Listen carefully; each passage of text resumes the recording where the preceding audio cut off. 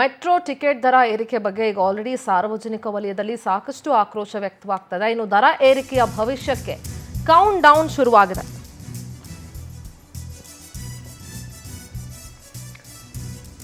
Board ಮೀಟಿಂಗ್ನಲ್ಲಿ ದರದ ಅಂತಿಮ ನಿರ್ಧಾರವನ್ನು ತೆಗೆದುಕೊಳ್ಳಲಾಗುತ್ತೆ. ಸಂಜೆ 4 ಗಂಟೆಗೆ ನಿರ್ದೇಶಕರ ಮಂಡಳಿಯ ಮೀಟಿಂಗ್ ಇದೆ. 14 ಸದಸ್ಯರನ್ನ ಈ ನಿರ್ದೇಶಕರ ಮಂಡಳಿ ಒಳಗೊಂಡಿದೆ. ಕೇಂದ್ರ ಸರ್ಕಾರದಿಂದ ಚೇರ್ಮನ್ ಸೇರಿದಂತೆ 5 ಅಧಿಕಾರಿಗಳಿರ್ತಾರೆ.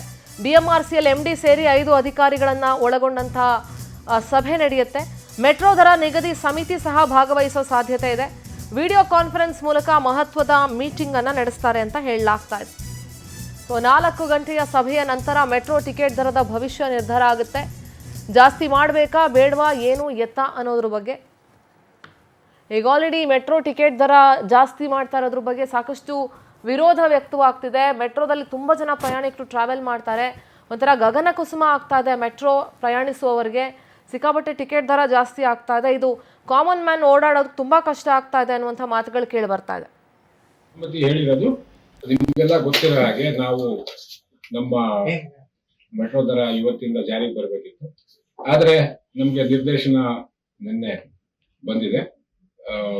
ಇವಾಗ ಅದ್ರ ಬಗ್ಗೆ ನಾವು ಒಂದು ಮಂಡಳಿಯಲ್ಲಿ ಚರ್ಚೆ ಆಗಬೇಕಾಗಿದೆ. ಚರ್ಚೆ ಆದ್ಮೇಲೆ ಅದರ ಔಟ್ಕಮ್ ಏನಿದೆ ಅದನ್ನು ನಾವು ತಿಳಿಸ್ತೀವಿ. ಇವಾಗ ನಾನು ಮಂಡಳಿ ಅಂತ ಹೇಳಿದೆ. ಸೊ ಮಂಡಳಿಯ ನಿರ್ದೇಶನದ ಮೇಲೆ ನಾವು ಮಂಡಳಿನ ಇವತ್ತು ಮಂಡಳಿ ಸಭೆ ಒಂದು ನಡೀತದೆ.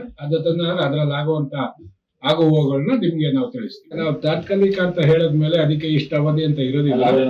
ಸೊ ಇವಾಗ ನಮ್ಗೆಲ್ಲ ಇವಾಗ ಅದನ್ನೂ ಹೇಳಿದೀವಲ್ಲ ನಾವು ಅದು ಮಂಡಳಿ ಮುಂದೆ ಅದನ್ನ